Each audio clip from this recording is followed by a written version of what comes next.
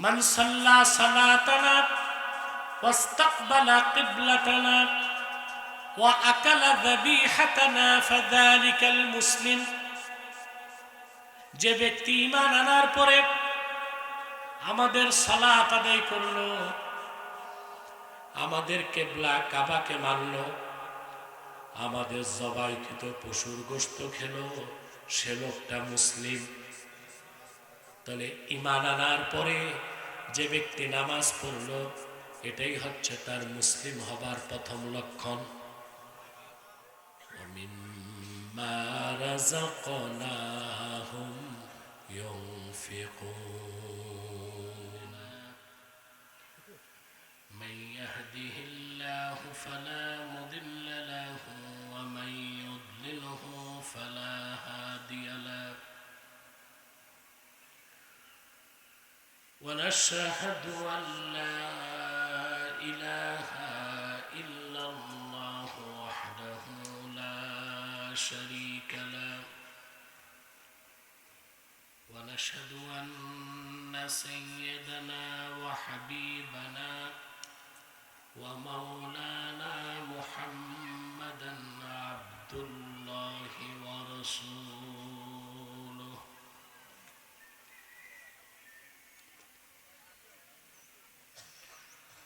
صلى الله عليه وعلى آله وصحبه وسلم الذي أكمل الله به قصر النبوة أي ختم الله به النبوة وحكم أن لا نبي بعده وأعلن في القرآن بالبرهان أن محمدا صلى الله عليه وسلم خاتم النبيين والمرسلين الذي أرسله بالحق بشيرا ونذيرا وداعيا إلى الله بإذنه وسراجا منيرا فقد قال الله تعالى في كلامه المجيد والفرقان الحميد أعوذ بالله من الشيطان الرجيم بسم الله الرحمن الرحيم هدى للمتقين الذين يؤمنون بالغيب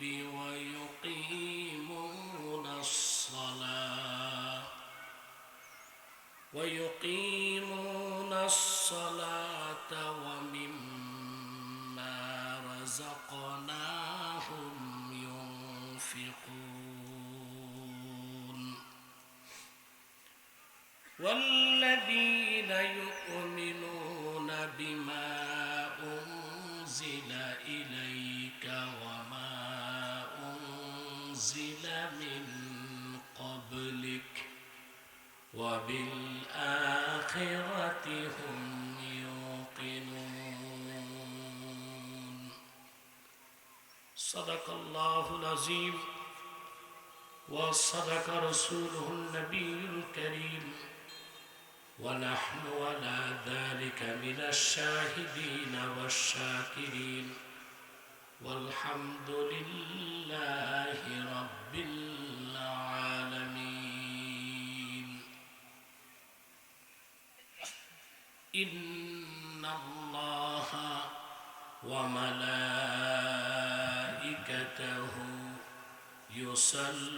يصلون على النبي নবী ইয়া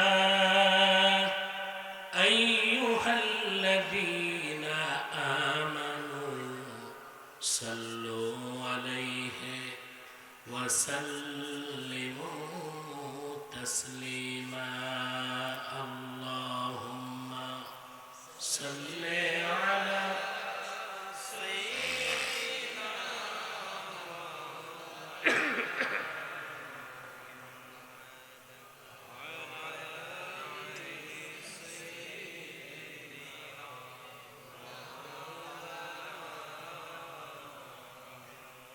জবান খুলে পড়ুন আল্লাহুম্মা সাল্লি আলা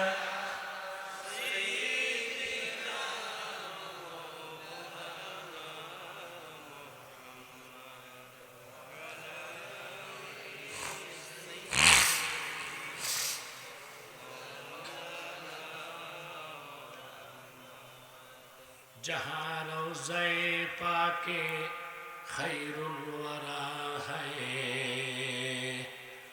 वो जन्नत नहीं है तो फिर और क्या है अल्लाहुम्मा सल्ले अला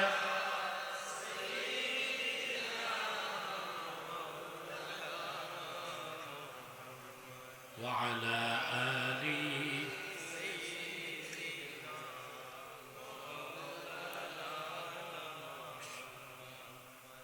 मदीना मदीना मोमिनों की गुनगुना है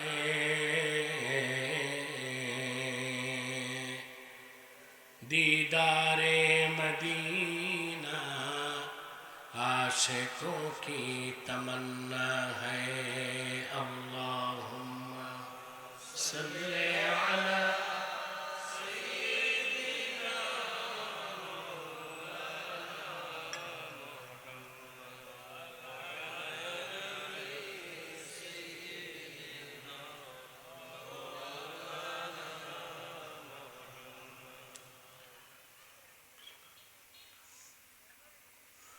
मुहम्मदुन रसूलुल्लाह सल्लल्लाहु अलैहि वसल्लम ख़तमल्लाहु बिहिन नबुव्वा व हकमन ला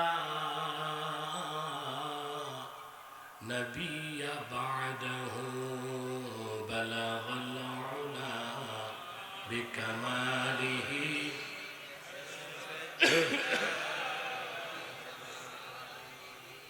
हसनत जमीअ खिसालिही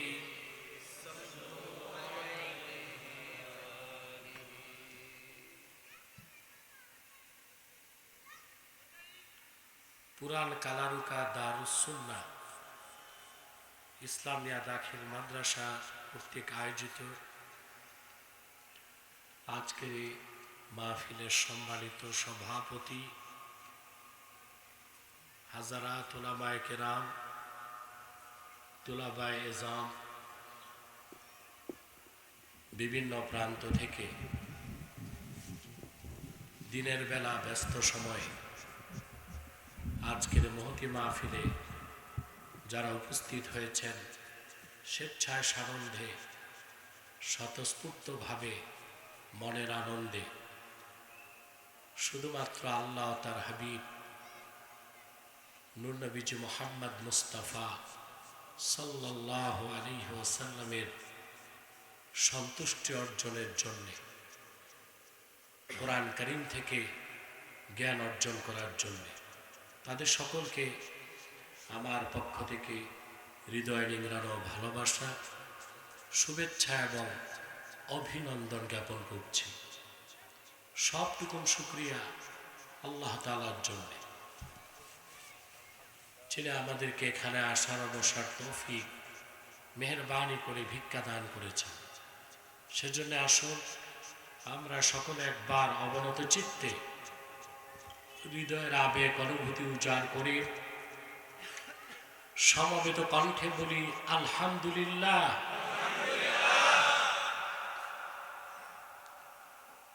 অগণিত অসংখ্য দরুদ ও সালাম আল্লাহর সৃষ্টির প্রধান আকর্ষণ, বিশ্বসভার সভাপতি, সকল নবী রাসূলগণের মাথার তাজ,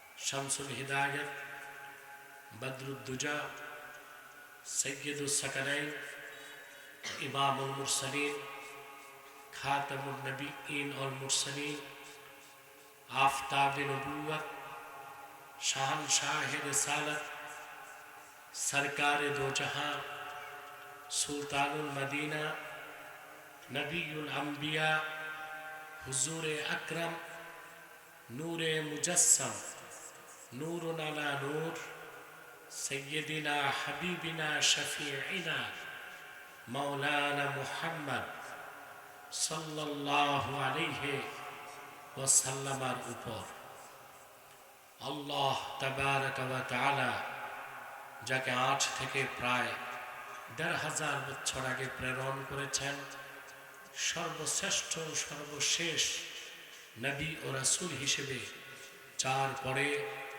আজ পর্যন্ত পৃথিবীতে অবশ্যই কোনো প্রকার নবী কিংবা রাসূল অবশ্যই আসে নাই, অবশ্যই এখনো নাই, অবশ্যই কিয়ামত পর্যন্ত আসবে না। সম্মানিত সুধী, আপনাদের মাহফিলটা দিনেই হচ্ছে না রাতেও হবে? হবে। আল্লাহ কবুল করুক। এখানে আমরা যারা এসেছি, পার্থিব, জাগতিক, রাজনৈতিক, আর্থিক কোনো স্বার্থ নেই, আছে? আমরা এসেছি আল্লাহ তার হাবিবের রেজামন্দি হাসিল করার জন্য। ঠিক না ভাই? ঠিকটা ঠিক মতো বললেন না? সেজন্য আল্লাহ তাআলা আমাদের সগীরা গুনাহগুলোকে মাফ করে দিয়েছে।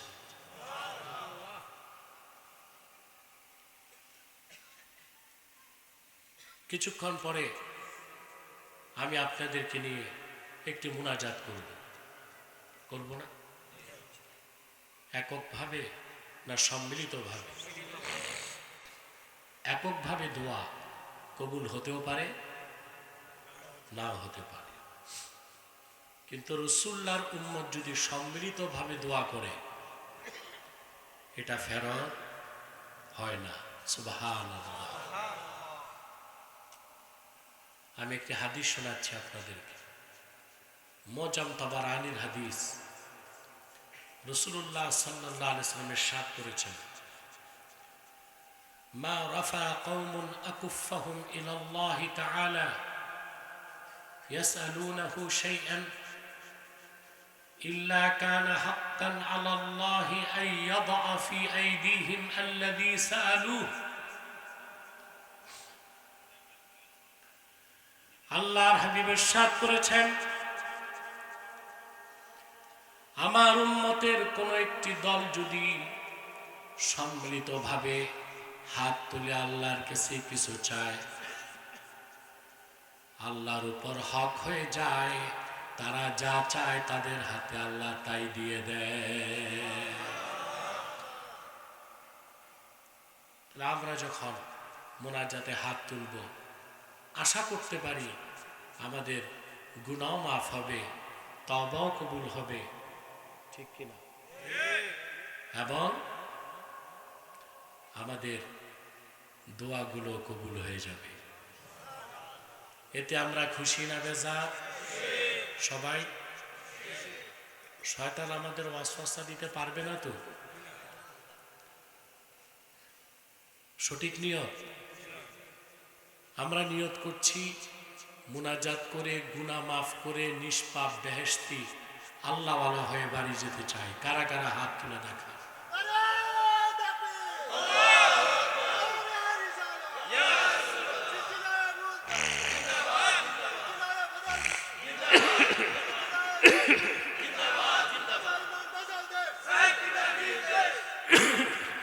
আল্লাহ কবুল করুন,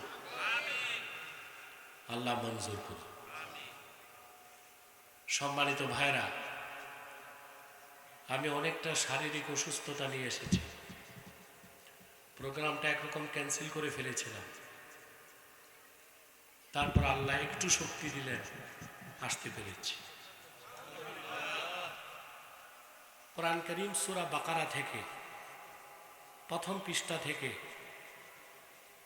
আমি আপনাদের সামনে 3টে আয়াত তেলাওয়াত করেছি।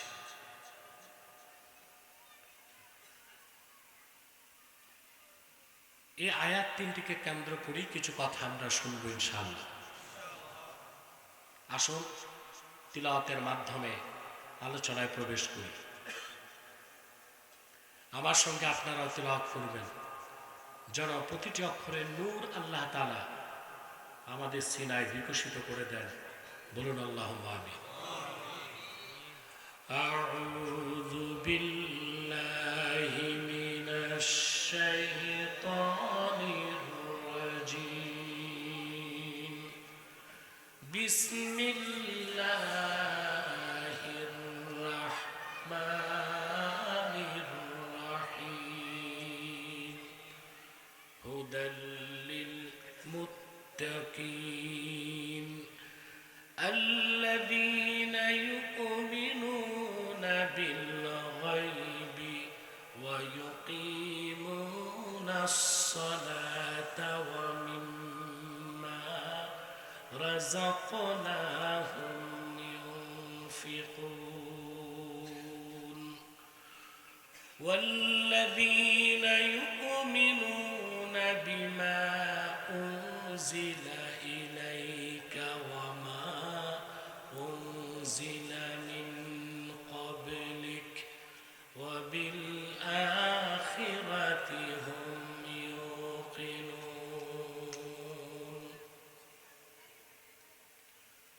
আল্লাহ তাআলা বলেন, আমি যে জোহরের পর বসবো এটা বলেন নাই ভালো করে, তো মানুষ এখন আসে কেন? নাকি এটা বলা হয় না? ভাবছে এটা বাংলাদেশি টাইম, এটাই না? টাইম কি আর বাংলাদেশি হয়? সমস্যা তো আমাদের মধ্যে। বাদ জোহর বলতে মনে করে বাদ আসর, ঠিক কিনা?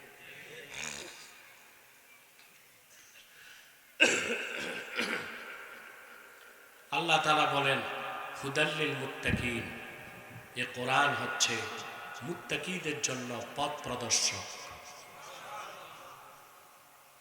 এখানে হুদাটা ইসমুল মাসদার, ইসমুল মাসদার ইউফিদু মা'না ইসমিল ফাইল, এটা ইসমে ফাইলের অর্থ দিবে। হুদাল লিল মুত্তাকিন আয় হাদিল লিল মুত্তাকিন, এ কোরআন মুত্তাকিদের জন্য পথ প্রদর্শক। বলেন সুবহানাল্লাহ। কার কথা? জোরে বলেন।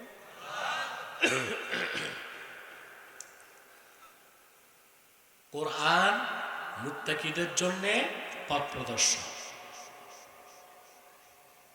এখন প্রশ্ন আসে, যারা মুত্তাকি হতে পারে না, মুমিন মুসলমান, তাদের কি কোরআন পথ দেখাবে না?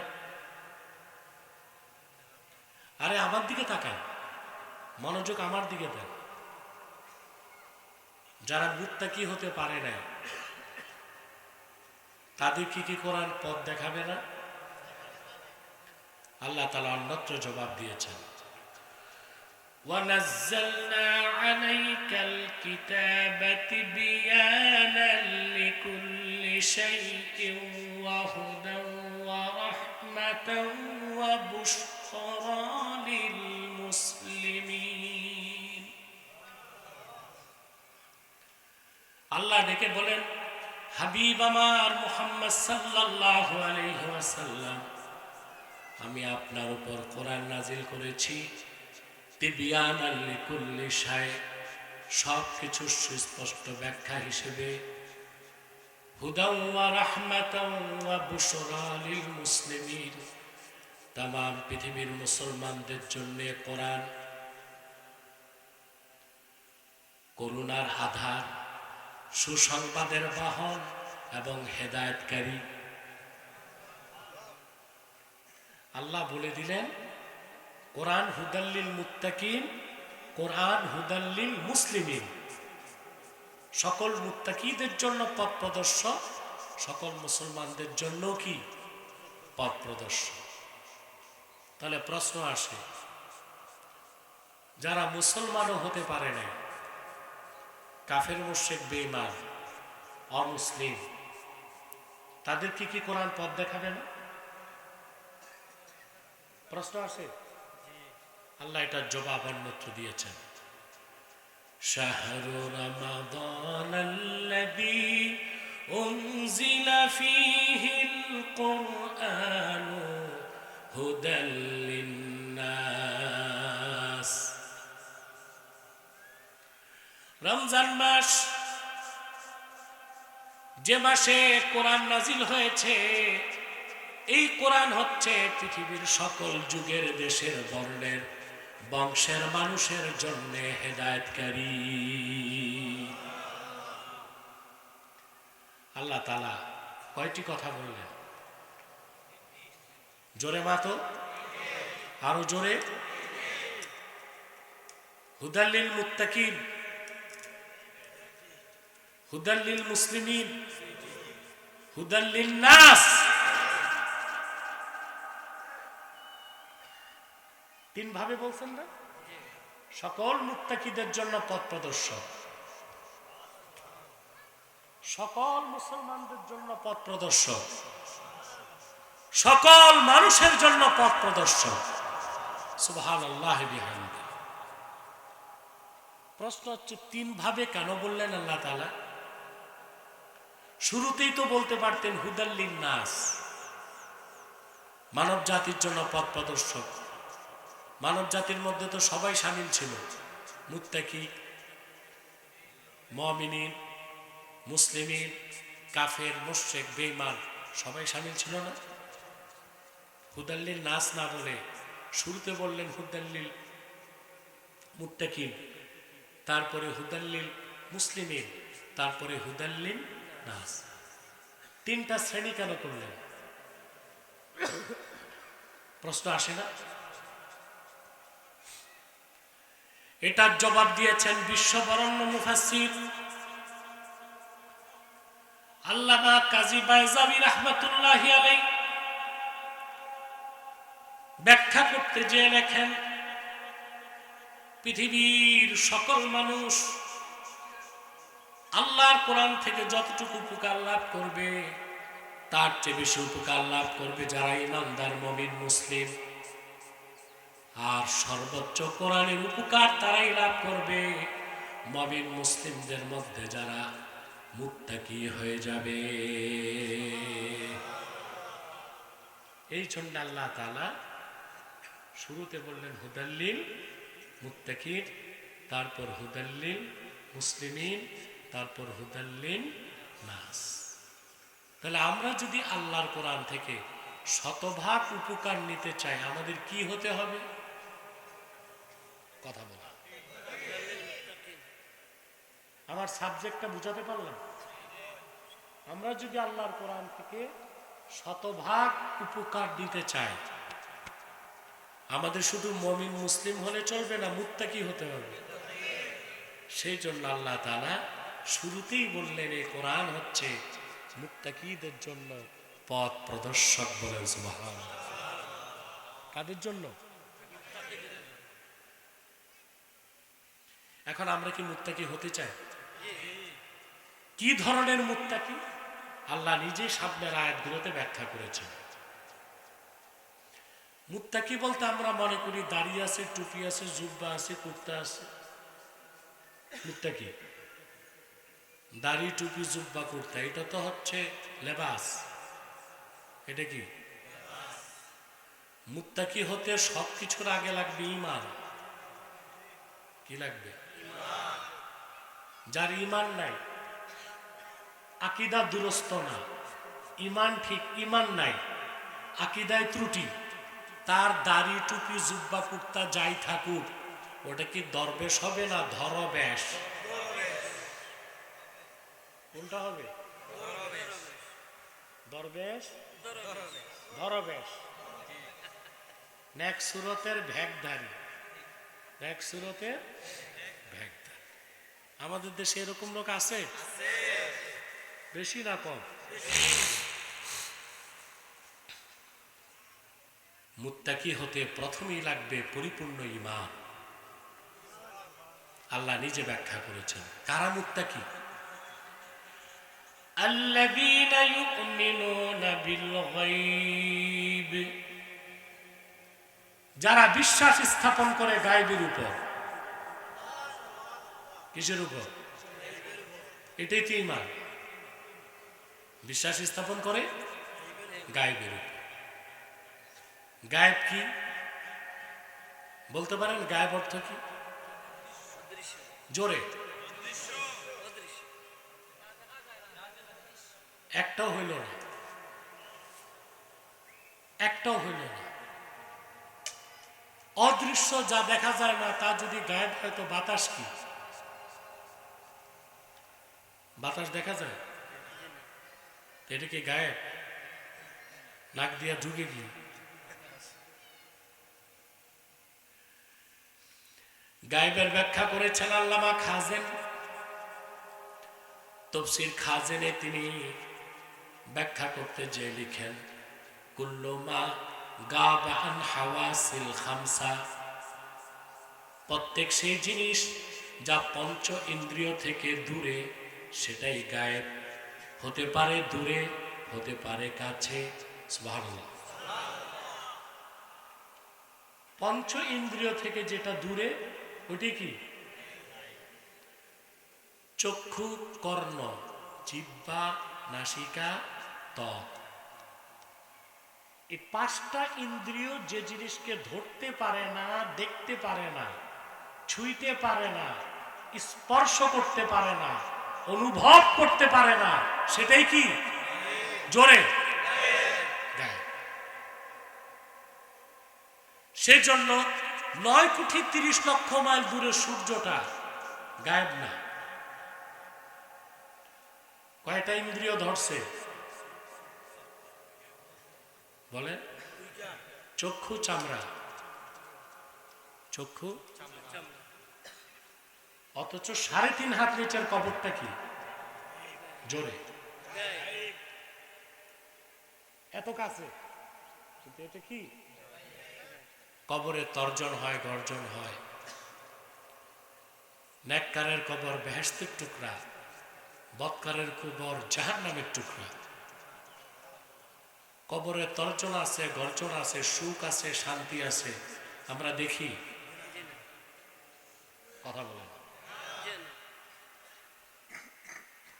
রাসূলুল্লাহ সাল্লাল্লাহু আলাইহি ওয়াসাল্লাম দেখতেন?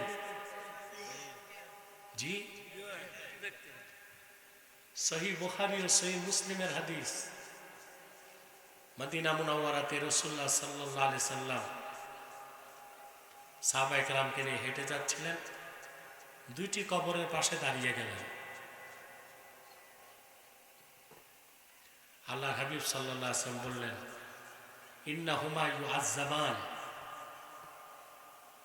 ওয়া মা ইউআযযাবানি ফি কাবীর। এই দুইটা কবরে আযাব হচ্ছে। কি হচ্ছে? এই দুই কবরবাসীর উপর আযাব হচ্ছে। আর আযাবটা বড় কোনো কারণে নয়, অর্থাৎ শিরক কুফরের কারণে নয়। কথা বুঝতেছেন? ফাম্মা আহাদুহুমা ফাকানা ইয়ামশি বিন নামিমা, একজন চগলখুরি করত। একজন কি করত? আর দ্বিতীয় জন পেশাব থেকে ভালো করে পবিত্রতা অর্জন করত না। আল্লাহর হাবিব সাল্লাল্লাহু আলাইহি ওয়াসাল্লাম বললেন, খেজুরের ঠাল নিয়ে আসো। ঠাল আনা হলো, দুই টুকরা করা হলো। আল্লাহর হাবিব দুই কবরের মধ্যে গেঁথে দিলেন, আযাব বন্ধ হয়ে গেল। তো সাহাবায়ে কেরামের কাছে কবর ছিল গায়েব, রাসূলুল্লাহর নিকট গায়েব ছিল না। আমাদের কাছে কবর কি? তাহলে এই কথা স্পষ্টই বোঝা যায়, তোমার আমার নিকট যেটা গায়েব, উম্মতের নিকট যেটা গায়েব, আল্লাহর হাবিবের নিকট সেটা গায়েব ছিল না। আল্লাহর হাবিবের কাছে যেটা গায়েব ছিল, আল্লাহর কাছে সেটা গায়েব ছিল। স্পষ্ট? আমাদের দেশের মানুষ গায়েবের ব্যাখ্যাই তো জানে না, ফতুয়াবাজি করে। তাহলে কেউ যদি বলে আল্লাহর হাবিব সাল্লাল্লাহু আলাইহি ওয়াসাল্লাম গায়েব জানতেন না, আর তার বলার উদ্দেশ্য যদি হয় আমরা যে রকম জানি না ওই রকম আল্লাহর হাবিব জানতেন না, তার ঈমান নষ্ট হয়ে যাবে, কুফর হবে। আবার কেউ যদি বলে আল্লাহর হাবিব গায়েব জানতেন, তার বলার উদ্দেশ্য যদি হয় আল্লাহ যেই রকম জানেন ওই রকম জানতেন, এটা শিরক। শিরকও করা যাবে না, কুফরও করা যাবে না। আমার আপনার নিকট যেটা গায়েব, উম্মতের নিকট যেটা গায়েব, রাসূলুল্লাহর নিকট সেটা গায়েব ছিল না। রাসূলুল্লাহর কাছে যেটা গায়েব ছিল, আল্লাহর কাছে সেটা গায়েব ছিল। মাসালাটা ফাঁকি দিয়ে বলে দিলাম, যেহেতু আমাদের সমাজে অনেক মানুষ আছে ফিতনা ছড়ায়, বিশৃঙ্খলা করে, আছে না?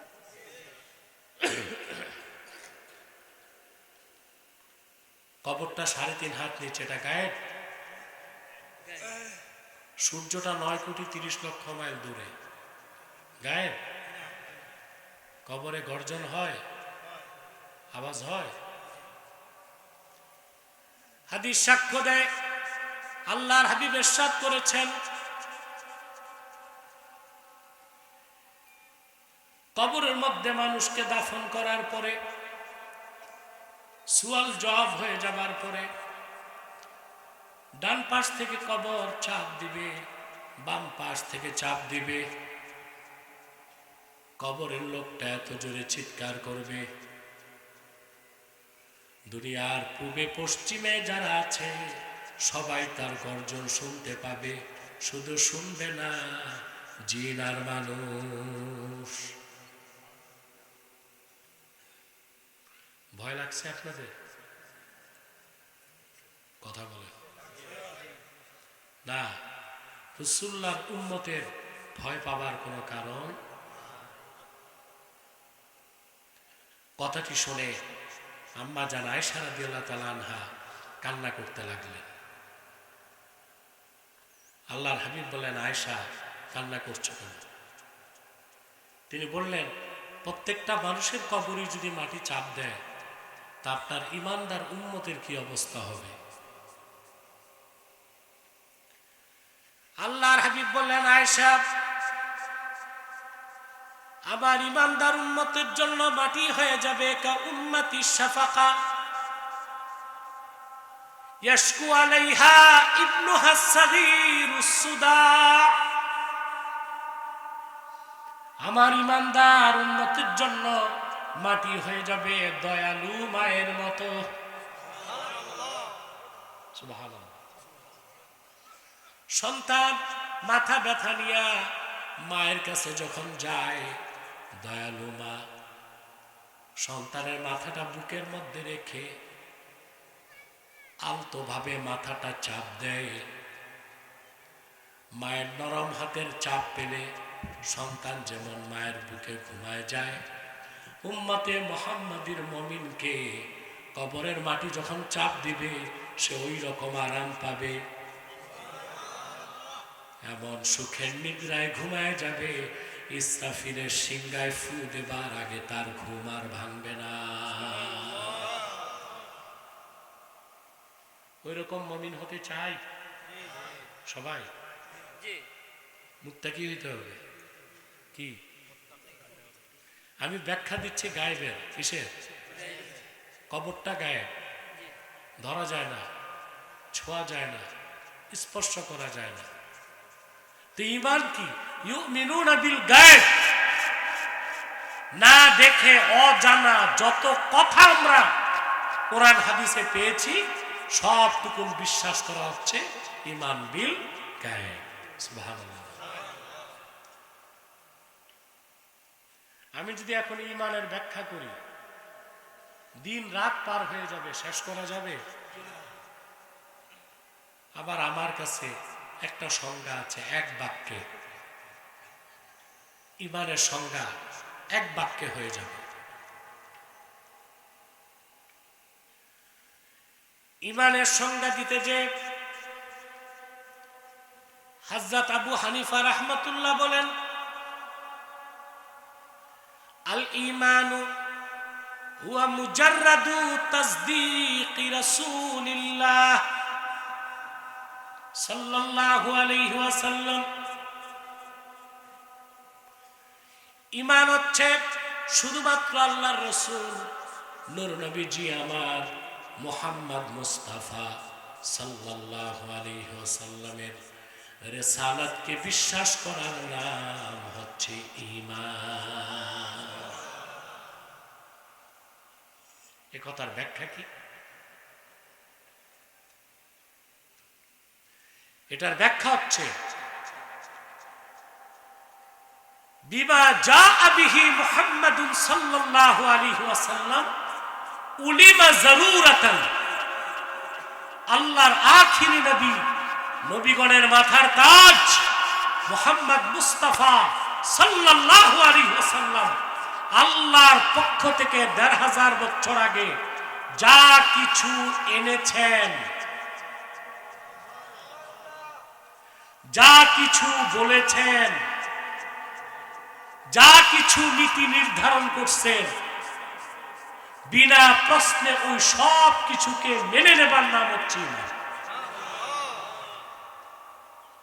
আল্লাহর হাবিব যা এনেছেন সেটা কি? যা বলেছেন হাদিস, যা নীতি নির্ধারণ করছেন সুন্নাহ। এই কোরআন হাদিস সুন্নাহ বিনা প্রশ্নে বিশ্বাস করার নাম কি? ঈমান। জোরে বলতে হবে ঈমান। কেউ যদি বলে আমি শুধু কোরআন মানি হাদিস মানি না, সে মুসলমান না কাফের? জোরে বলতে হবে। একদল বের হইছে বাংলাদেশে, আহলে কোরআন দাবিদার।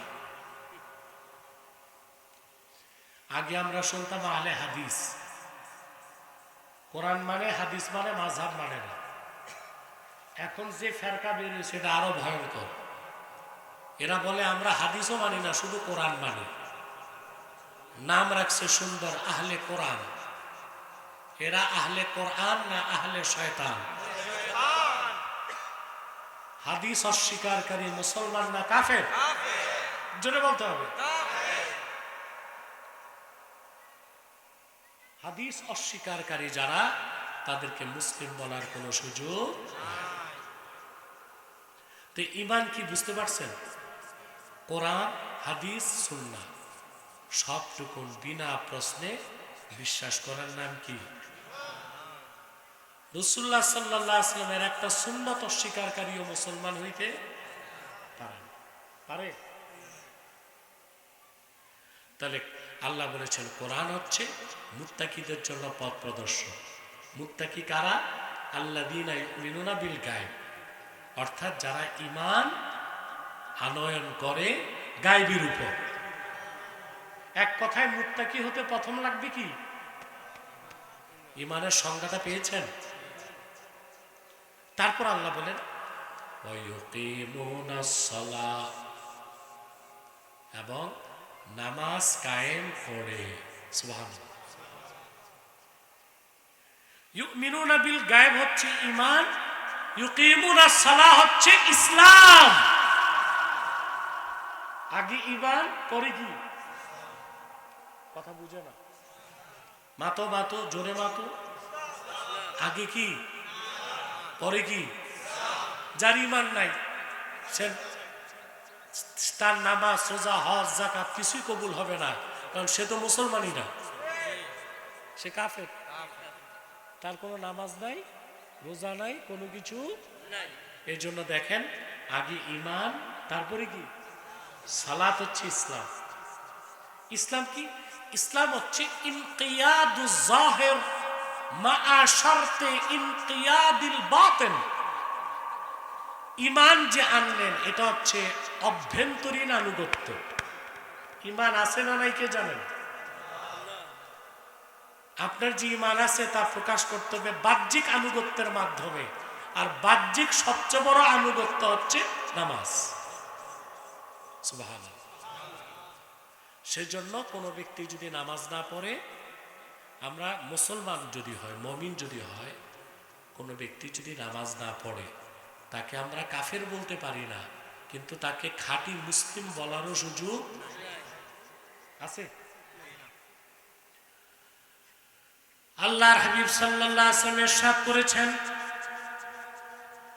মান সাল্লা সালাতানা ওয়াস্তাকবালা কিবলাতানা ওয়া আকালা যাবিহাতানা ফাযালিকাল মুসলিম। যে ব্যক্তি ঈমান আনার পরে আমাদের সালাত আদায় করলো, আমাদের কিবলা কাবাকে মানলো, আমাদের জবাইকৃত পশুর গোশত খেলো, সে লোকটা মুসলিম।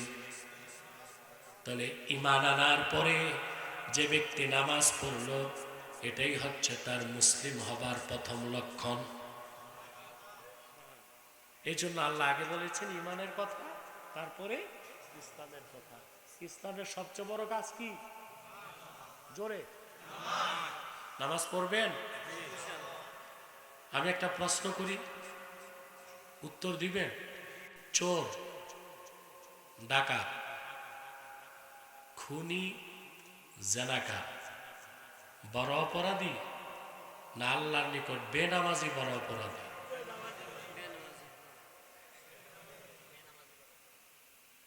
বুঝে বললেন না? না বুঝে আবার বলছি, চোর, ডাকাত, খুনি, জেনাকার বড় অপরাধী আল্লাহর কাছে না বেনামাজি বড় অপরাধী?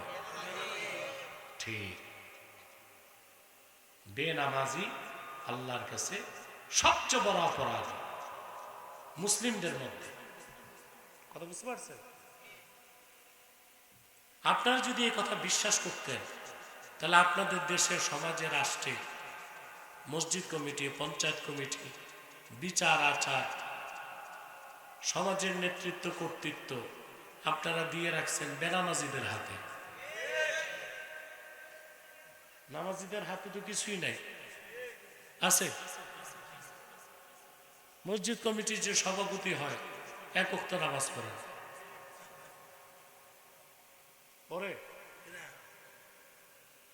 তারপরে যে সেক্রেটারি হয় খোঁজ নিলে দেখবেন ঘুষ খায়, ঠিক না? 5 ওয়াক্ত নামাজি, তার জায়গা হয় সদস্য পদে। অথচ মসজিদ কমিটিতে পদায়নটা এইভাবে করা উচিত ছিল যে 5 ওয়াক্ত নামাজি সে সেক্রেটারি, যে 5 ওয়াক্ত নামাজি তাহাজ্জুদ পড়ে সে সভাপতি। তাহলে আমাদের সমাজটা বদলাতো? কথা বলেন, সমাজটা বদলাতে পারতাম কি না? এখন কি পারতেছি? নির্বাচন তো হয়েই গেল,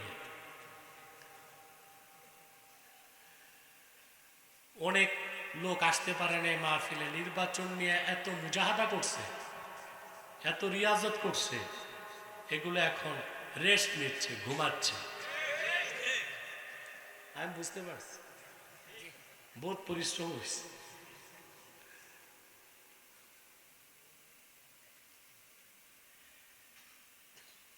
যারা দায়িত্ব নিয়েছেন আমরা তাদেরকে কল্যাণ কামনা করি।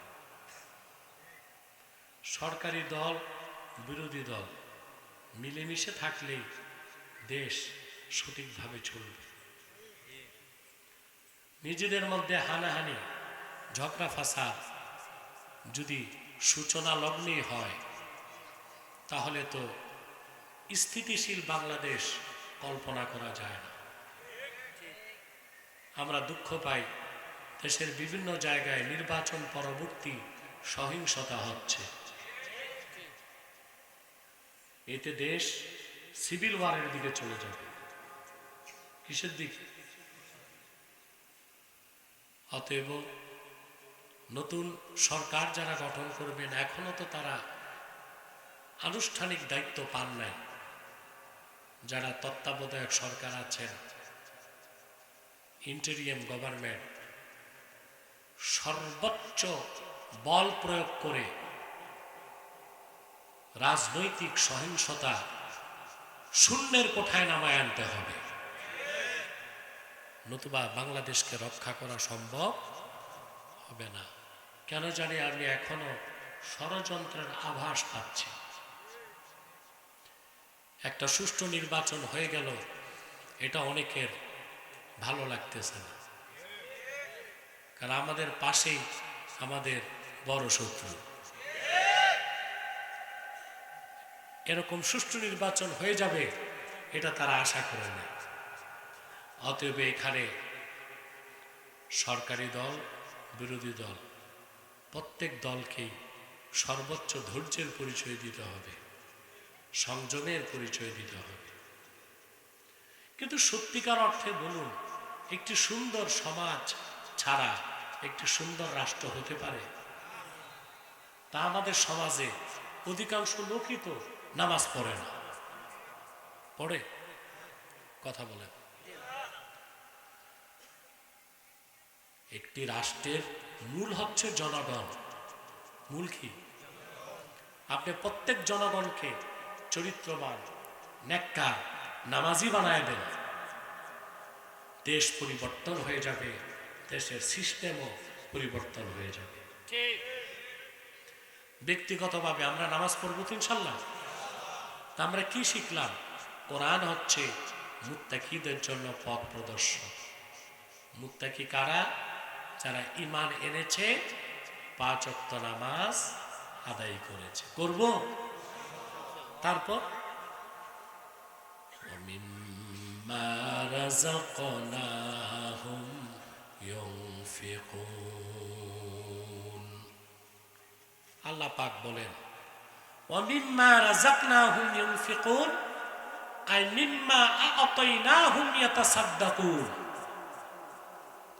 নামাজের পর তারা কি করবে? খাঁটি মুত্তাকিগণ, আমি আল্লাহ তাদেরকে যে রিজিক দিয়েছি সেখান থেকে তারা খরচ করে। সুবহানাল্লাহ। وَمِمَّا رَزَقْنَاهُمْ يُنْفِقُونَ الَّذِينَ يُؤْمِنُونَ بِالْغَيْبِ। যারা বিশ্বাস স্থাপন করে গায়বের উপর, 5 ওয়াক্ত নামাজ আদায় করে, এবং আমি যে রিজিক দিয়েছি তার থেকে তারা খরচ করে। যাকাত, সাদাকা, ঠিক না? খরচ করা বুঝেন? আল্লাহর পথে খরচ। আল্লাহর পথে খরচ বলতে আমরা বুঝি শুধু মসজিদে দেওয়া আর মাদ্রাসায় দেওয়া, নাকি? আপনি যে আপনার স্ত্রীর মুখে খাদ্য তুলে দেন, সওয়াবের আশা যদি করেন, এটাও আল্লাহর পথে খরচ বলে লেখা হয়ে যাবে। সুবহানাল্লাহ। অর্থাৎ প্রতিটি টাকা পয়সা, দান দক্ষিণা যদি আল্লাহর খুশির জন্য হয়, সেটাই وَمِمَّا رَزَقْنَاهُمْ يُنْفِقُونَ আল্লাহর পথে খরচ করার সওয়াব বলে গণ্য হয়ে যাবে। বলেন সুবহানাল্লাহ। আমরা করব? বলেন। মসজিদে দিলে, মাদ্রাসায় দিলে আল্লাহর পথে খরচ বলে গণ্য হবে। যাকাত দেবার মাধ্যমে, সাদাকার মাধ্যমে, যে কোনো নেক কাজে খরচ করার মাধ্যমে, এমনকি মুমিন যদি অন্য মুমিনকে মেহমানদারি করে, ক্ষুধার্তকে খাদ্য দেওয়া, বস্ত্রহীনকে বস্ত্র দেওয়া, অসুস্থকে চিকিৎসা সেবা দেওয়া, যার ঘর নাই তারে ঘর করে দেওয়া, যার পড়ালেখার সাধ্য নাই তারে বই কিনে দেওয়া, বিধবা মহিলার সংসারের খোঁজ নেওয়া, কুমারী গরিব মেয়েকে বিয়ের ব্যবস্থা করে দেওয়া, আল্লাহর সন্তুষ্টির জন্য যতভাবে মানুষ খরচ করবে সব খরচ আল্লাহর পথে দান বলে গণ্য হয়ে যাবে। তবে আল্লাহ তাআলা সবচেয়ে খুশি হন মানুষ যখন মানুষকে খাওয়ায়। আপনারা কি খাওয়ান? জি না। কি খাওয়ান জানি। মেয়ের বিয়েতে দাওয়াত করেন সব ধনী মানুষ, গরিবের দাওয়াত নাই। আছে?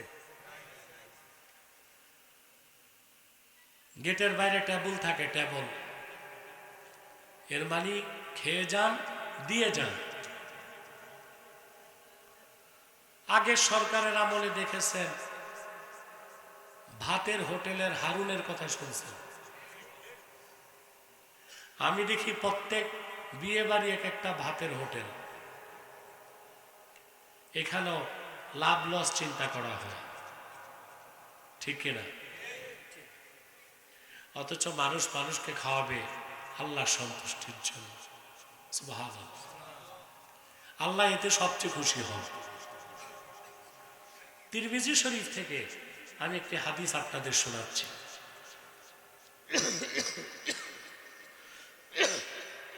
এখন মোবাইল দেখো কেন?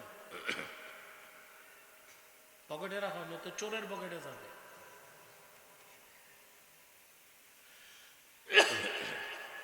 কষ্ট হচ্ছে আপনাদের? আর কিছু সময়, একটা পর্যায়ে যে আমি মোনাজাত করে দেব ইনশাআল্লাহ। তিরমিজি শরীফের হাদিস। মদিনা মুনাওয়ারাতে এক সাহাবী 3 দিন রোজা রাখলেন পানি খেয়ে। এত আস্তে বললেন? ইফতারও করেন না, সেহরিও করেন না, পানি দিয়ে রোজা রাখছেন, পানি দিয়ে রোজা খুলছেন। চতুর্থ দিন আল্লাহর হাবিবের এক সাহাবীর বাড়িতে যেয়ে বললেন, আল্লাহর হাবিবের আর এক সাহাবীকে বললেন, ভাই আজকে 3 দিন যাবত রোজা রাখতেছি, মা যুক্তু জাওয়াকান ইল্লাল মা, আমার জিহ্বায় পানি ছাড়া কিছুই দিতে পারি না।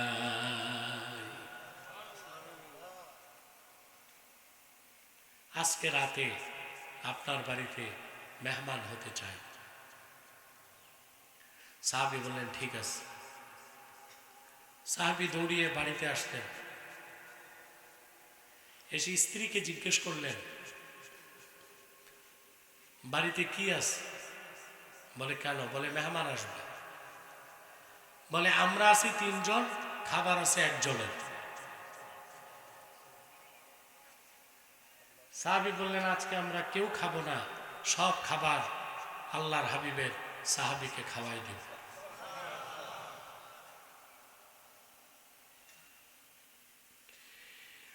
সাহাবী বললেন আমি আর আপনি না খেয়ে রইলাম, নিষ্পাপ শিশু বাচ্চাটা কি করবে?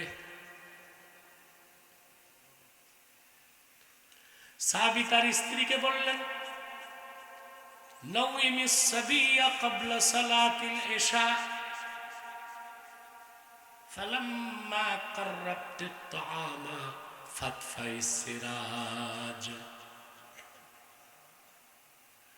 শিশু বাচ্চাটারে এশার নামাজের আগে ঘুম পাড়ায় দাও। এশার পরে মেহমান যখন আসবে, খাবার যখন মেহমানের সামনে রাখবা, কৌশলে বাতিটা নিভাই দিও। বলে বাতি নিভাবো কেন?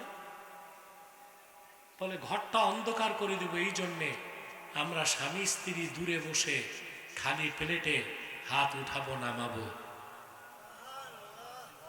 নতুবা মেহমান নিজের কাছে ডেকে বসালে তার খাবারে টান পড়ে যাবে। আমরা দূরে বসে খাবার খাওয়ার ভান করব। আর বাচ্চাটা ঘুমে রাত কাটাবে। এশার নামাজের পরে সাহাবী চলে আসলেন। শিশু বাচ্চাটাকে ঘুম পাড়িয়ে দিল এশার নামাজের আগে। খাবার রেখে সাহাবীর স্ত্রী বাতি বন্ধ করে দিল। 3 দিনের ক্ষুধার্ত সাহাবী পরম তৃপ্তিতে খেতে লাগলেন। স্বামী স্ত্রী দূরে বসে খালি বাসনে হাত উঠায় আর নামায়। সাহাবী ভাবলেন তারাও খাচ্ছে। পানাহার করে চলে গেলেন সাহাবী। রাতের বেলা ঘরে কিছুই নাই খাবারের মতো।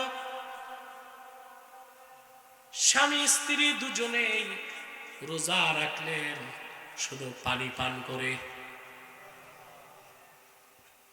ফজরের টাইম হয়ে গেল, মসজিদ নববীতে আজান হয়ে গেল। সাহাবী দৌড়িয়ে গেলেন ফজর নামাজে আল্লাহর হাবিব সাল্লাল্লাহু আলাইহি ওয়াসাল্লামের পেছনে ফজরের নামাজ আদায় করলেন। নামাজ শেষে আল্লাহর হাবিব সাল্লাল্লাহু আলাইহি ওয়াসাল্লাম সাহাবীকে লক্ষ্য করে বললেন, ওহে আমার সাহাবী, গত রাতে এমন কি আমল করেছো তুমিও তোমার স্ত্রী আল্লাহ রাব্বুল আলামিন খুশি হয়ে গেছে।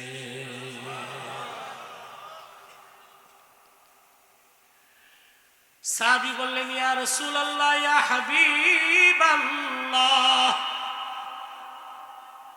এমন তো কিছুই করতে পারি নাই, শুধু আপনার একজন ক্ষুধার্ত সাহাবী 3 দিন রোজা রেখেছেন, পানি পান করে কিছু খান নাই। ঘরে যা খাবার ছিল সবটুকু তারে মেহমানদারি করে দিয়েছি। আমি আর আমার স্ত্রী পানি পান করে সেহরি করেছি। ছোট বাচ্চাটা না খেয়ে ঘুমায় আছে, এর চেয়ে বেশি কিছু করতে পারি নাই। আল্লাহর হাবিব বললেন, রে সাহাবী, তোমাদের এতটুকু আমলের কারণে স্বয়ং আল্লাহ পাক এত খুশি হয়ে গেছেন। তোমাদের প্রশংসায় কোরআনের আয়াত নাজিল হয়ে গেছে। وَيُؤْثِرُونَ عَلَى أَنفُسِهِمْ وَلَوْ كَانَ بِهِمْ خَصَاصَةٌ। আল্লাহ ডেকে বললেন, হাবিব মুহাম্মদ সাল্লাল্লাহু আলাইহি ওয়াসাল্লাম, আপনার সাহাবীগণের মধ্যে এমন উন্নত চরিত্রের মানুষও আছেন যারা ক্ষুধার যন্ত্রণা নিজেরা বরদাস্ত করে অন্য মুসলমানকে প্রাধান্য দিয়ে দেয়। বলেন সুবহানাল্লাহ। তাহলে খরচ করবেন, কথা বলে না। ক্ষুধার্তকে খাদ্য দিবেন, অসুস্থকে চিকিৎসা সেবা, যার ঘর নাই তাকে ঘর করে দেওয়া, মসজিদে দেওয়া, মাদ্রাসায় দেওয়া, এভাবে হালাল সম্পদ থেকে দান করতে হবে। পারবেন না ইনশাআল্লাহ? রমজান মাস আসতেছে, সওয়াব কামাই করার মৌসুম, ঠিক কিনা? সওয়াবের মৌসুম কি? জোরে বলেন। প্রত্যেক সক্ষম ব্যক্তি 2-1 জন মানুষকে ইফতার ও সেহরি করাবার দায়িত্ব নেবেন। পারবেন না? রমজানে আপনার আশপাশে এমন বহু পরিবার ও ঘর আছে যারা নিম্নবিত্ত, 3 বেলা খাবার নাই, কিন্তু কারো কাছে হাত পাততে পারে না, ভিক্ষা করতে পারে না। আপনারা খোঁজ নিয়ে খাদ্য সামগ্রী, ইফতার সামগ্রী বস্তায় করে নীরবে লোকচক্ষুর অন্তরালে থেকে বাড়িতে পৌঁছায় দিবেন। তাহলে আপনি রোজা রেখে যে সওয়াব পাবেন, ওই রোজাদারকে ইফতার করানোর কারণে আপনি তার রোজারও সওয়াব পাবেন। করবেন না ইনশাআল্লাহ? চেষ্টা করবেন। তাহলে আমরা কি আলোচনা করতেছি? হুদাল্লিল, কথা বলেন। কোরআন মুত্তাকিদের জন্য কি? জোরে বলেন। পথ প্রদর্শক। মুত্তাকি কারা? যারা ঈমান এনেছে, 5 ওয়াক্ত নামাজ আদায় করে, আল্লাহ প্রদত্ত রিজিক থেকে দান করে। সুবহানাল্লাহ। এই কথাগুলো বুঝলাম? কথা বলেন। এরপর আল্লাহ তাআলা বলেন, ওয়াল্লাযীনা يؤمنون بما أنزل إليك وما أنزل من قبلك وبالآخرة هم يوقنون سبحان الله মুহাম্মদ সাল্লাল্লাহু আলাইহি সাল্লাম এবং যারা আপনার উপর অবতীর্ণ এই কোরআনকে বিশ্বাস করে এবং পূর্বে যত আসমানি কিতাব এসেছে ওগুলো আল্লাহর কালাম ছিল, এটা বিশ্বাস করে। কথা বুঝেন? ওগুলো আল্লাহর কালাম ছিল, অর্থাৎ মুসা নবীর উপর যে তাওরাত এসেছিল সেটা আল্লাহর কালাম ছিল। এখন তাওরাত নামে যেটা আছে এটা আল্লাহর কালাম না। ঈসা নবীর উপর যে ইনজিল এসেছিল ওইটা আল্লাহর কালাম ছিল। এখন ইনজিল শরীফ নামে যে ভুয়া কিতাব আছে ওইটা না। আমি বুঝাতে পারলাম? কোরআন শরীফের এই আয়াতের অপব্যাখ্যা করার মাধ্যমে খ্রিস্টানরা অনেক মানুষকে খ্রিস্টান বানাচ্ছে। আল্লাহ তো বলছেন কোরআনকে বিশ্বাস করতে হবে, আগে যেগুলো আসছে ওগুলো বিশ্বাস করতে হবে। আগে যেগুলো আসছে ওগুলোর অস্তিত্ব আছে? কোরআন নাজিলের পর ওই সব রিজেক্ট হয়ে গেছে। কি জোরে? অর্থাৎ আপনার উপর অবতীর্ণ কোরআনকে বিশ্বাস করবে এবং পূর্বে পয়গম্বরদের কাছে আল্লাহর পক্ষ থেকে যা এসেছিল ওগুলো আল্লাহর কালাম ছিল এইটা বিশ্বাস করবে। স্পষ্ট? ওয়াবিল আখিরাতি হুম ইউকিনুন, এবং আখিরাতকে বিশ্বাস করবে। এই লোকগুলো খাঁটি মুমিন মুত্তাকি। বলেন সুবহানাল্লাহ। এদের দুনিয়াতে কোনো চিন্তা নাই, আখিরাতেও কোনো চিন্তা নাই। এদের ব্যাপারে আল্লাহ বলেন, উলাইকা আলা হুদাম মির রাব্বিহিম ওয়া উলাইকা হুমুল মুফলিহুন। এই সকল মুত্তাকিগণ তাদের রবের হেদায়েতের উপর প্রতিষ্ঠিত আছে, আর এই মুত্তাকিগণ চূড়ান্তভাবে সফলতা লাভ করেছে। বলেন সুবহানাল্লাহ। আমরা মুত্তাকি হব? মুসলমান একটা কথা মনে রাখবেন, আল্লাহর হাবিবের প্রত্যেক ইমানদার উম্মত বেহেশতে যাবে, যত বড় গুনাহগার হোক বেহেশতে যাবে। কিন্তু যারা ইমানদার সৎকর্মশীল মুত্তাকি তারা বিনা আযাবে বেহেশতে যাবে, আর যারা ইমানদার কিন্তু গুনাহগার তারা আযাবের পর বেহেশতে যাবে। এখন আপনারা বেহেশত চান কোন চান্সে? আযাবের আগে না আযাবের পরে? তাহলে আপনাদের মুত্তাকি হতে হবে। যারা মুত্তাকি হয়ে যাবে তারা জান্নাতের দিকে দৌড়াবে না, জান্নাতি তাদের কাছে চলে আসবে। আল্লাহ রাব্বুল আলামিন বলেন, ওয়া উজলিফাতিল জান্নাতু লিল মুত্তাকিনা গায়রা বাঈদ। কাল কিয়ামতের দিন যারা মুত্তাকি আল্লাহর জান্নাত তাদের নিকটবর্তী করা হবে। কি আশ্চর্যের বিষয়! মানব জাতি জান্নাতের দিকে দৌড়াবে, আর হাসর ময়দানে জান্নাতি মুত্তাকিদের কাছে চলে আসবে। আমরা ওইরকম মুত্তাকি হতে চাই? মুত্তাকি হব না? মুত্তাকি হওয়ার বৈশিষ্ট্যগুলো কি শিখছি না? এখন শুধু আমল, শুধু কি আল্লাহ যেন আমাদের প্রত্যেককে মুত্তাকি হিসেবে কবুল করে নেন। বলেন আল্লাহুম্মা আমিন।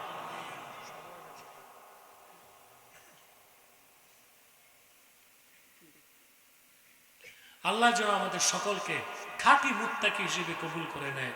বলেন আল্লাহুম্মা আমিন। চেষ্টা করবো তো ইনশাআল্লাহ। আমরা চেষ্টা করি দুনিয়ার জন্যই সব চেষ্টা করি, মুত্তাকি হবার চেষ্টা করি না। আপনারা সিলেটের মানুষ অলি ভক্ত মানুষ, অলিদের যতটুক ভক্তি করেন নিজেরা অলি হবার ততটুক চেষ্টা করেন না। অলি হতে বংশ লাগে, কথা বলে, টাকা লাগে, পয়সা লাগে, শুধু তাকওয়া লাগে, তাকওয়া। এই তাকওয়া দিয়েই মুত্তাকি। অলি হতে বংশ লাগবে, টাকা পয়সা? কোরআনে কারীম আল্লাহ রাব্বুল আলামিন বলেন, আলা ইন্না আউলিয়া আল্লাহি লা খাউফুন আলাইহিম ওয়া লা হুম ইয়াহজানুন। সাবধান জেনে রেখো, নিশ্চয়ই যারা আল্লাহর ওলি তাদের কোনো ভয় নাই, তাদের কোনো চিন্তা নাই। এই ঘোষণা কার? আল্লাহর ওলিরা ভয় পায়। হযরত শাহজালাল ইয়ামান থেকে এসেছেন, কয়জন নিয়ে? মাত্র। তখন কি সিলেট এরকম ছিল? জঙ্গলে ভরপুর, হিংস্র হায়ানা, ভাগ বল্লুক চতুর্দিক। তার চেয়েও হিংস্র ছিল মানুষরূপী শয়তান গৌরগোবিন্দ। ভয় পাইছেন? শাহজালালের বগলে ছিল জায়নামাজ, এক হাতে তসবিহ আর এক হাতে ইনসাফের তরবারি। আল্লাহর ওলিরা ভয় পায় না, চিন্তাও করে না। সুবহানাল্লাহ। আল্লাহ ছাড়া কাউকে ভয় পায় না। কাফের মুশরিক তাদের ভয়ও আছে, চিন্তাও আছে। আপনারা শুনছিলেন না 2001 সালে টুইন টাওয়ার হামলা হয়েছে? কোথায়? জোরে বলেন। আমি জানি না এই কাজ কারা করছে। যারাই করছে ভালো করছে। কেন?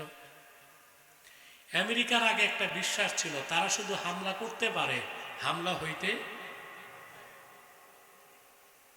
একটা ওভার কনফিডেন্স চলে আসছিল তাদের মধ্যে।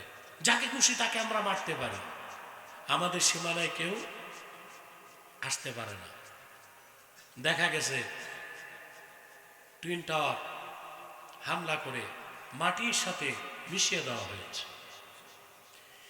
এটা নিয়ে অনেক কনস্পিরেসি থিওরি আছে, ষড়যন্ত্র তত্ত্ব আছে। কে করছে, কারা করছে, বহুত কথা আছে, ঠিক না? যারাই করছে ভালোই করছে। আতঙ্ক ঢুকছে কিনা একটা, যা আমরা হামলা হইতে,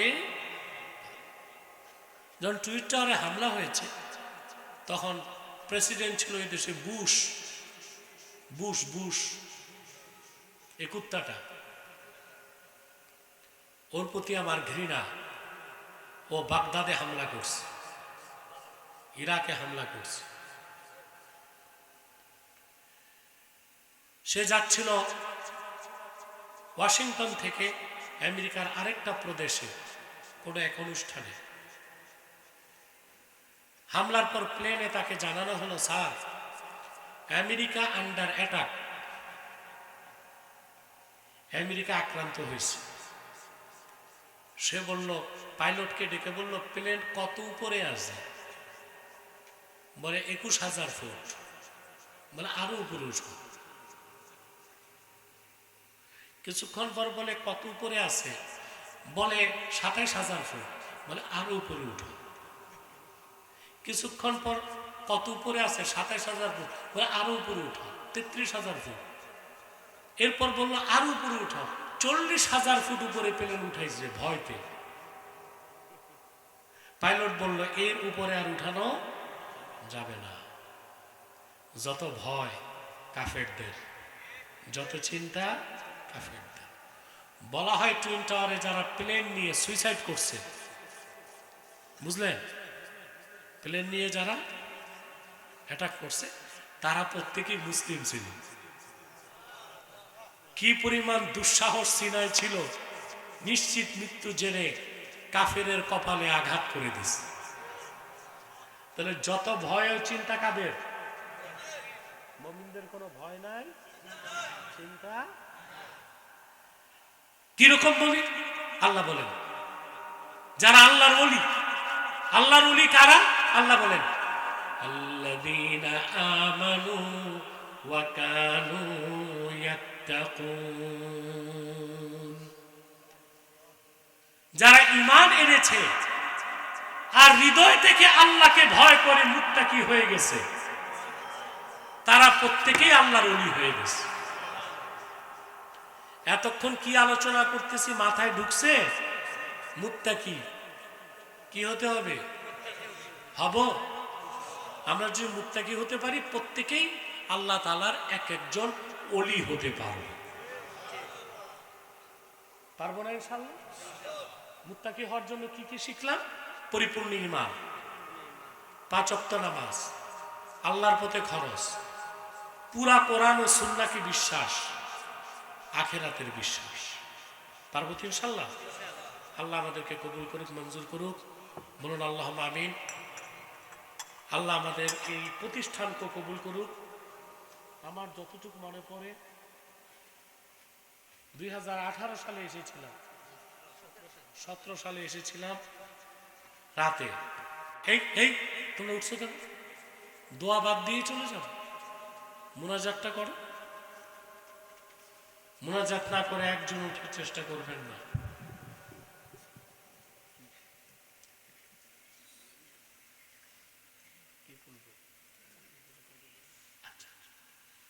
মাদ্রাসার জন্য কেউ যদি কিছু অংশগ্রহণ করতে চান, নগদ হোক, বাকিতে হোক, যেভাবে হোক বলতে পারেন, আমি মুনাজাতে শামিল করে নেব। আপনার নাম? আসগর আলী সাহেব মাদ্রাসার জন্য 5,000 টাকা দিচ্ছেন, আলহামদুলিল্লাহ। আর 5,000 টাকা জামাল আহমদ কুমিল্লা চাঁদপুর থেকে, কুমিল্লা চাঁদপুর থেকে জামাল আহমদ দিয়েছে আরো 5,000 টাকা। আল্লাহ কবুল করুক, মঞ্জুর করুক। ফয়জুল আহমদ 5,000 টাকা দিয়েছে তার বাবা মায়ের জন্য।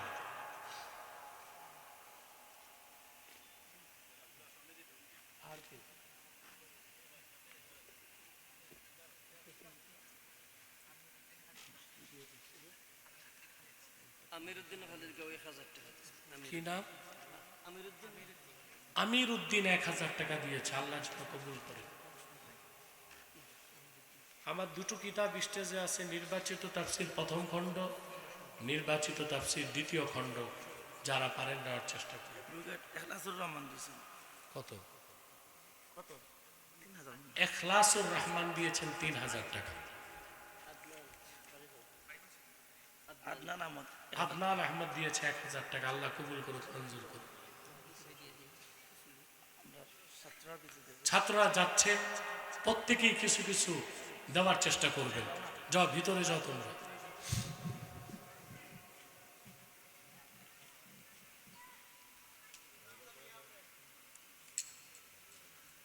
আমরা চুপচাপ বসে না থেকে একটু ইস্তেগফার করে নিই।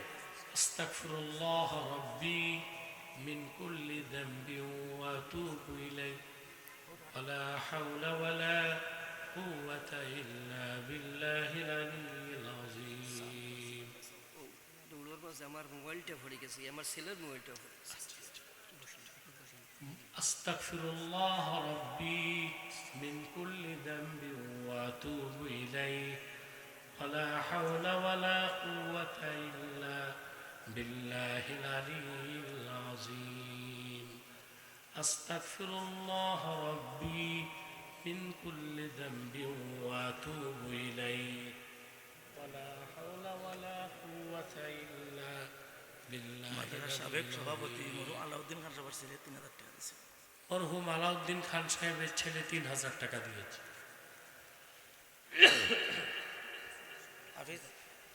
আশিকুর রহমান 500 টাকা দিচ্ছে। আশিকুর রহমান দিয়েছে 500 টাকা। 500 টাকা। একটা প্রশ্ন এসছে, মসজিদের জায়গায় মাদ্রাসা প্রতিষ্ঠা জায়েজ আছে কিনা? মসজিদের জায়গায় মাদ্রাসা প্রতিষ্ঠা জায়েজ আছে কিনা, প্রশ্নটা বুঝছেন? মসজিদের ক্ষেত্রে হুকুম হচ্ছে, মসজিদের জন্য যে জায়গা ওয়াকফ হয়, কি হয়? ওয়াকফ হয়ে যায়, ওইটা মসজিদের হুকুম বাকি থাকবে কিয়ামত পর্যন্ত। যদি সেখানে ওয়াকফের পর নামাজ হয়, কি হয়? এবং ফতোয়া শামিতে এসেছে, লা ইয়াখরুজুল মসজিদু আনিল মসজিদিয়াতি আবাদা, মসজিদ কখনোই মসজিদের হুকুম থেকে বের হয় না।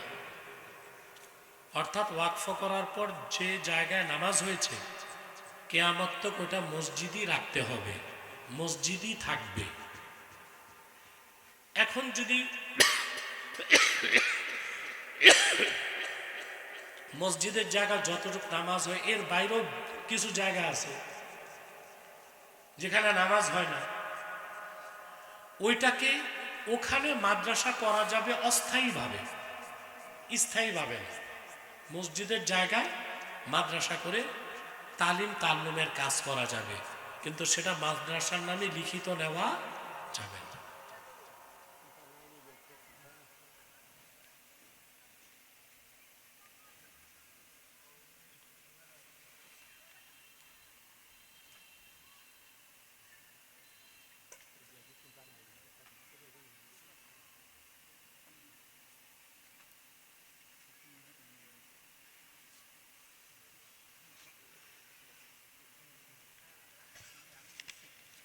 নাম্বার রাখি,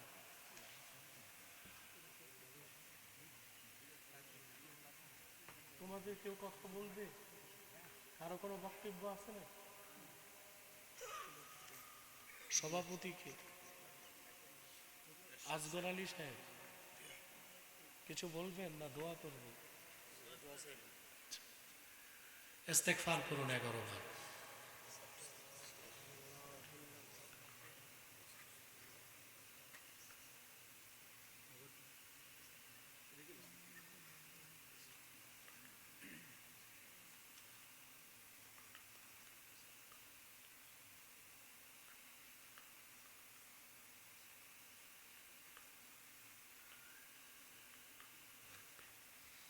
আমরা যেহেতু দোয়া করবো, একটু সালাত ও সালাম পড়ে নি মহব্বতে।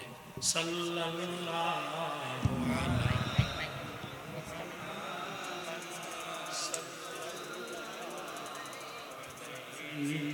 ওয়াসাল্লাম, সাল্লাল্লাহু আলা মুহাম্মাদ, সাল্লাল্লাহু আলাইহি ওয়াসাল্লাম।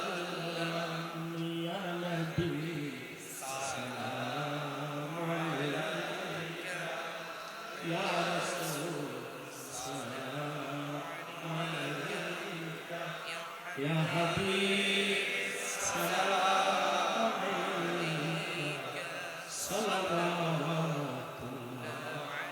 alayka, Muhammadun Rasulullah sallallahu alayhi wa sallam, khatamallahu bihin nubuwwah wa hakaman la نبي بعده يا نبي سلام عليك يا رسول سلام عليك يا حبيب سلام عليك صلوات الله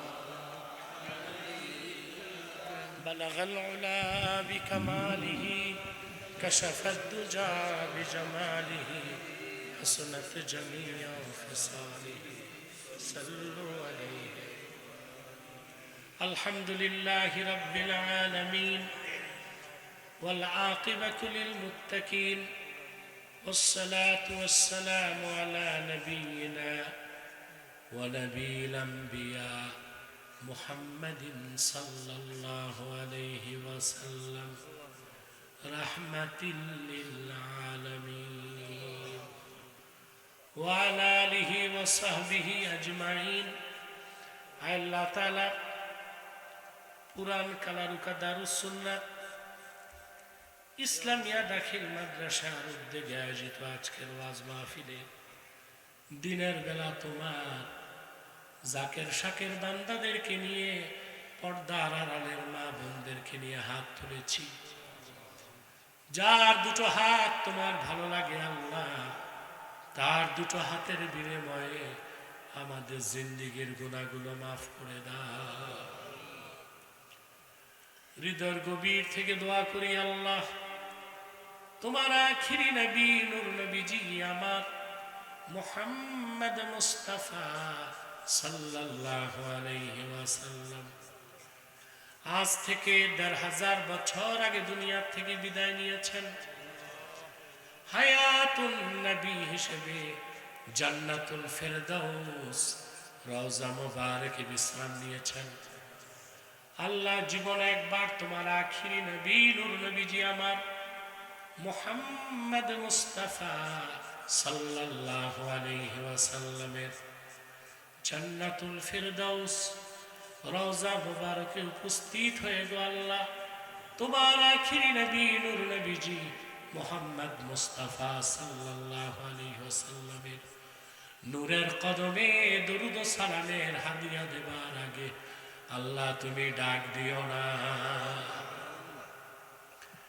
রব্বুল আলামিন একবার বা একাধিকবার যারা সোনার মদিনায় নূরের মদিনায় যেতে পেরেছি আল্লাহ, জীবনে বারবার তোমার আখিরি নবী নূর নবীজি আমার মুহাম্মদ মুস্তাফা সাল্লাল্লাহু আলাইহি ওয়াসাল্লামের নূরের শহর মদিনাতুল মুনাওয়ারা জিয়ারতের জন্য তাদের কপালটা খুলে দাও। হৃদয়ের গভীর থেকে দোয়া করি আল্লাহ, তোমার আখিরি নবী নূর নবীজি আমার মুহাম্মদ মুস্তাফা সাল্লাল্লাহু আলাইহি ওয়াসাল্লামের নূরের চেহারা মুবারক সপ্তাহে একবার দেখে গো আল্লাহ, জান্নাত ওয়াজিব হবার আগে তুমি ডাক দিও না আল্লাহ। আল্লাহ একবার বা একাধিকবার যারা তোমার আখিরি নবী নূর নবীজি আমার মুহাম্মদ মুস্তাফা সাল্লাল্লাহু আলাইহি ওয়াসাল্লামের নূরের চেহারা মুবারক স্বপ্নে দেখার সৌভাগ্য লাভ করেছে আল্লাহ, জীবনে বারবার দেখার জন্য তাদের কপালটা তুমি জান্নাতি কপাল বানায় দাও।